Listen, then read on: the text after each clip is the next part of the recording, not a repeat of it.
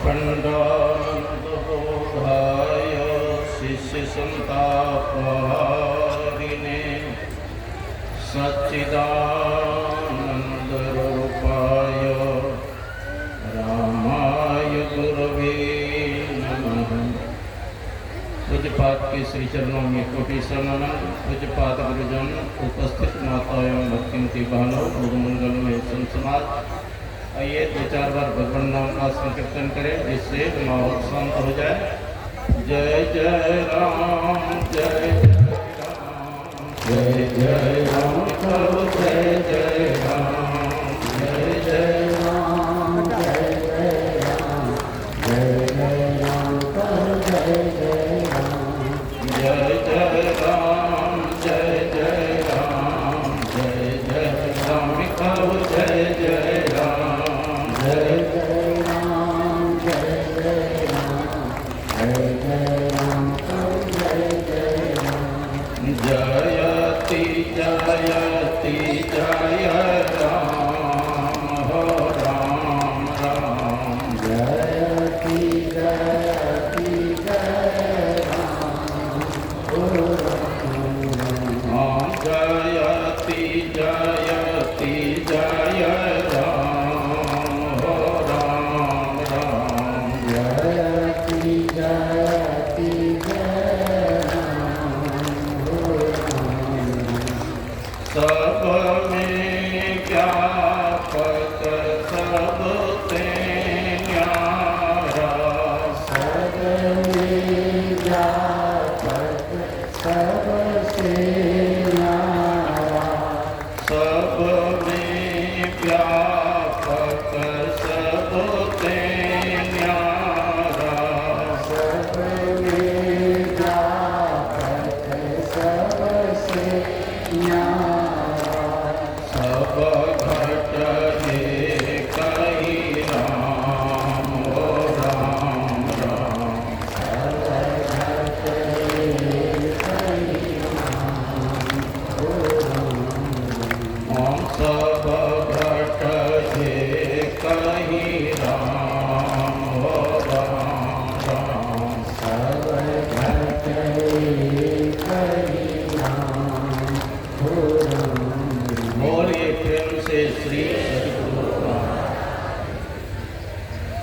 गुरु महाराज के सिंह कृपा से हम लोग 2 दिवसीय संतमत सत्संग में बैठे हुए हैं। संतमत सत्संग के द्वारा एक ईश्वर भक्ति का प्रचार प्रसार किया जाता है।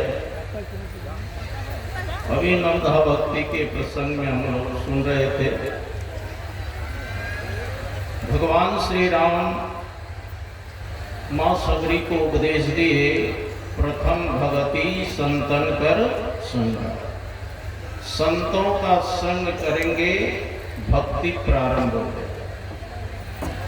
संतों का संग कैसे करना चाहिए?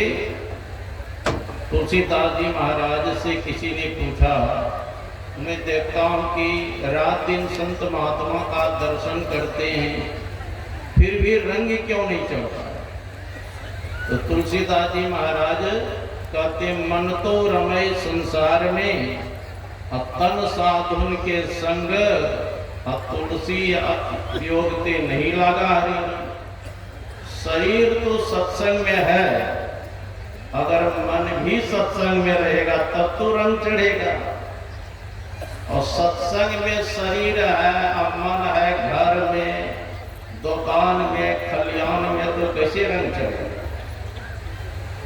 तो मन के साथ तन भी सत्संग में रहे तब रंग चढ़ जाए।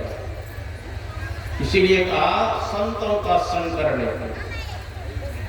संतों के संग करेंगे तो लाभ क्या होगा?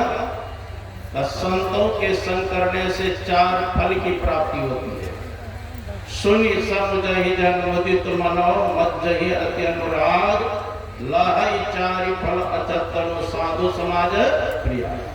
जो संतों के समाज में जाकर के आनंद मन से सुनते और समझते हैं तो शरीर रहते 4 फल की प्राप्ति होती है, अर्थ, धर्म, काम और मोक्ष। इसीलिए कहा संतों का संग करना। भगवान विष्णु ने नारद जी से कहा था, ना हम बसामी वैकुंठे योगी नाम हृदय च मद भक्ता यत्र गायन्ति तत्र तिष्ठामि नारद। हे नारद, न तो मैं वैकुंठ में वास करता हूं, न तो योगियों के हृदय में वास करता हूं। तो कहा, प्रभु आप कहाँ वास करते हैं? मद भक्ता यत्र गायन्ति तत्र तिष्ठामि नारद। हे नारद, जहां पर मेरे भक्त लोग गायन करते हैं मैं वहीं वास करता हूं। चैतन्य महाप्रभु जब नाम संकीर्तन करते थे तो कहते हैं जंगल के हाथी, शेर, भालू, लोमड़ी सब नाचते थे। उस समय पासा का समय था। पूछा ये क्या हो रहा है? कहा भगवान का कीर्तन कर रहे हैं। सिपाही को कहा जाओ मना कर दो, वही कीर्तन उर्तन नहीं होगा। जैसे चैतन्य महाप्रभु को टच करते हैं वैसे वो सिपाही कहते हैं हरि बोल, अनुभव भी कीर्तन में रंग गए। बादशाह ने कहा रे वो गया सिपाही तो वो भी हरि बोल बोलने लग गया। जाओ मंत्री से कहा तुम जाके मना करो। मंत्री जब गए जैसे टच करते तो वो भी बोलते हरि बोल। मतलब इतना प्रेम, इतना भाव नहीं है। इसीलिए तुलसीदास जी महाराज ने लिखे हैं बालकांड में, भवानी शंकरो वंदे श्रद्धा विश्वास रूपिणो या भ्याम बिना न पश्यन्ति सिद्धस्वन्तस्तमीश्वर। कहते हैं भगवान शंकर विश्वास के स्वरूप, माँ पार्वती श्रद्धा के स्वरूप है। आपके अंतःकरण में ईश्वर रहने पर भी अगर श्रद्धा विश्वास नहीं होगा तो ईश्वर का दर्शन नहीं होगा। योगी लोग भी नहीं कर पाता। तो श्रद्धा विश्वास प्रेम चाहिए। इसलिए हम लोग गुरु महाराज से प्रार्थना क्या करते हैं, हे प्रेम रूपी सदगुरु प्रेमी मुझे बना दो। आप अपनी प्रेमी बना दो। प्रेम भक्ति गुरु दीजिए बिनवों कर जोड़ी। हे प्रभु आप हमको प्रेम भक्ति दीजिए। इसलिए कबीर साहब की वाणी में है, भक्ति करत कन्या भली साकट भला नो पूत, अच्छेरी के गलगल धना जामे दूधना। भक्ति करत कन्या भली, आपके घर में पुत्री है, सत्संग करती है, ध्यान करती है, ईश्वर की आराधना करती है, तो कहा वो अच्छी है। लेकिन साकट भला न पूत, साकट किसको कहते हैं? जो मांस मछली दारू शराब अंडा घंटा खाते हैं, ऐसे पुत्र अच्छे नहीं। छेरी के गलगल तना जामे दूध न मुख। छेरी कहते हैं बकरी, बकरी के गला में मांस का पिंड लटका रहा है, उसको निचोड़ेंगे दूध मिलेगा? वो क्या है? बकरी के लिए भार स्वरूप है। उसी प्रकार आपके घर में पुत्री है, अगर वह सत्संग ध्यान ईश्वर की आराधना नहीं करते हैं तो वो भी पृथ्वी का क्या है? भार। जननी जनय तो भक्त जन, या दाता या सूर, नहीं तो जननी बांझ भल काहे गमावे नूर। जननी जनय तो भक्त जन, माँ अगर जन्म दे तो कैसे पुत्र को जन्म दे? शिव दधीचि हरिश्चंद्र नरेशा, सहे धर्म हित कोटि कलेश। राजा शिवी के समान जिन्होंने धर्म की रक्षा करने के लिए अपने शरीर का मांस दान कर दिया, धर्म रक्षा करने के लिए दधीचि ऋषि ने अपने हड्डी का दान कर दिया, सत्य की रक्षा करने के लिए हरिश्चंद्र ने राजपाट का दान कर दिया। ऐसे भक्त को जन्म, नहीं तो जननी बांझ भल काहे गमावे नूर। नहीं तो माता को बांझ रहना अच्छा है, लेकिन कुपुत्र को जन्म देना अच्छा है। तो यह मानव शरीर मिला है ईश्वर भक्ति करने के लिए। इसलिए संतादिक ऋषि ने कहा था नारद से, सकल भुवन मध्य निर्धनास्ते भी धन्या। अगर संपूर्ण भुवन में निर्धन व्यक्ति भी है और भगवान के भक्त है, उसके हृदय में भक्ति है, तो वो धन्य है। सकल भुवन मध्य निर्धनास्ते भी धन्या, निवसति हृदय तेषां भक्ति सूत्रोपनिषद। भक्ति सूत्र में बंद कर भगवान भी भक्ति के हृदय में आ जाते हैं। हरिरपि निज लोकन सर्वधातु भी आयो, कहते भगवान भी विष्णु लोक को छोड़ के भक्त के हृदय में आ जाता है। प्रविशति हृदय तेषां भक्ति सूत्रोपनिषद, भक्ति सूत्र में बंद कर भगवान उनके हृदय में आ जाता है। तो भक्ति करना है तो भक्ति का प्रारंभ संतों के संग से हो, और जहां संत महात्मा रहते स्वाभाविक कथा प्रसंग चलता है। दूसरी रति मम कथा प्रसंग, रति न प्रेम के साथ सत्संग सुनना, तब जो रंग लगना चाहिए वह रंग चढ़े। अभी हम लोग क्या करते हैं, महाराज अभी फुर्सत ही नहीं मिलता है भजन करने, है ना। लेकिन महाभारत के समय में देखिए दिन भर युद्ध करते थे, रात में भी बैठ के भजन करते थे। एक बार दुर्योधन भीष्म पितामह के पास गए, दादाजी आप युद्ध करते लेकिन मन से युद्ध नहीं करते। भीष्म पितामह ने कहा, अरे दुर्योधन 10,000 महारथी को रोज मारता हो तब अपने रथ का पहिया पीछे करता। दादाजी और को मारने से क्या लाभ, सिर्फ 5 पांडव को समाप्त कर दीजिए और मारने की आवश्यकता है। क्रोध में आकर, आवेश में आकर के भीष्म पितामह ने कहा, चलो कल मैं 5 पांडव को समाप्त कर दूंगा।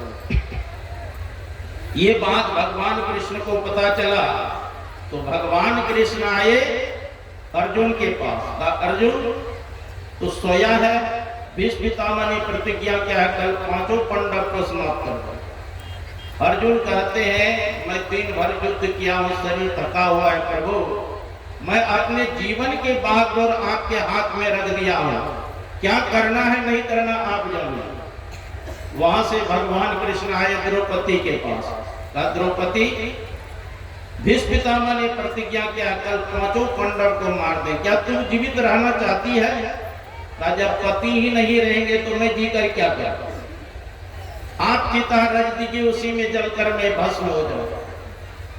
कहा चलो मरना तो आए थोड़ा तीर्थाटन करने के। 12 बजे रात्रि में कहते हैं भगवान कृष्ण द्रौपदी को लेकर के भीष्म पितामह के पास, और कहा जाके दादा को प्रणाम करके आशीर्वाद लो। द्रौपदी कहती है, जिस दादा ने हमारे पति को मारने के लिए प्रतिज्ञा किया है, आप कहते हैं प्रणाम करने के लिए। भगवान कृष्ण कहते हैं, जाओ मेरी आज्ञा है, जाओ। खुद ही बाहर खड़े रहे, भीतर भेजा पंचाली को, यतिवर बाबा के चरणों में अपना मस्तक धर। अर्धरात्रि की बेला में भी भीष्म की लगी समाधि थी, मन प्रभु चरणों में लीन हुआ, उस जगह न कोई व्याधि। कृष्णा ने जाकर चरणों पर सर रखा। बाबा भीष्म एकदम चौंके, देखा एक सधवा नारी है, चरणों पर शीश झुकाती है, उसकी तन की रंगी साड़ी सधवापन का दर्शाती है। आशीर्वाद मुख से निकला, सौभाग्यवती बभो बेटी, तेरे हाथों से मेहंदी का रंग न छूटे। सौभाग्य तुम्हारा अचल हो, सिंदूर से मांग न खाली हो, वर देता हूं मैं यह बेटी तू वीर कुमारी वाली हो। कृष्णा ने सुनकर तुरंत कहा, बाबा यह क्या बतलाते हो, कल और आज कुछ और कहा, तुम सत्यव्रती कहलाते हो। मेरे 5 पतियों में से यदि एक भी मारा जाएगा, आशीर्वाद बाबा तेरा क्या झूठ नहीं कहलाएगा। हाथों का मेहंदी रहने दो, साड़ी का रंग उड़ावो ना, और सिंदूर जो मेरी मौत का है पांवों से उसे मिटावा। अब आया हौस पितामह को, हाथों से माला छूट गई, अब प्रभु चरणों में लगी हुई चित्त चोर समाधि टूट गई। बोले बेटी, इन प्रश्नों का उत्तर मैं पीछे दे पाऊंगा, तेरे सौभाग्य का निर्णय भी मैं पीछे ही कर पाऊंगा। एक बात अटकिया हैरान हूं जिसने कर डाला, बतला बेटी वह कहां छिपा इस जगह तुझे लाने वाला। बूढ़ा होने को आया है पर अब भी नहीं गई चोरी, नित्य नई नीतियां चलती है, तुमसे चोरी मुझसे चोरी। पुत्री तूने मेरे कुल को इतना पवित्र कर डाला, पहरा तेरा देता होगा जो विश्व रचाने वाला। उठकर देखा बाबा ने, दिहोरी का दृश्य निराला है, अब पीताम्बर का घूंघट डाले खड़ा हो दूसरी वाला चरणों से जाकर लिपट गए। छलिया चलने को आया है, अब भक्तों की रक्षा करने को दासी का भेष बनाया है। कहते हैं द्रौपदी का जूता था पीताम्बर के कोने में, उर्मे करना का भार लिए लगे पिताम्बर रोने में। हे दुर्पसुता मेरी बेटी, जाओ विजय तुम्हारी है। अब पतियों का बाल न पका होगा जब रक्षक कृष्ण मुरारी। जाके राखे साइया मार सके न कोई, बालन बाका कर सके जो जग बैरी हो। कहने का मतलब है कि भीष्म पितामह भी रात में बैठ करके भजन करते थे। गुरु महाराज भी हम लोगों को आदेश दिए हैं कि त्रैकाल संध्या करना चाहिए, ब्रह्म मुहूर्त में उठ के ध्यान करें, स्नान करने के बाद ध्यान करना चाहिए, सायं काल करना चाहिए और सोते समय 2-4-5 मिनट जप करते हुए सो जाएंगे तो बुरा स्वप्न नहीं होगा। विशेष रूप से हम लोग पूज्यवा के शरण करें। बोलिए श्री सद्गुरु श्री सद्गुरु महाराज की जय। श्री सद्गुरु महाराज की जय। श्री सद्गुरु महाराज की जय।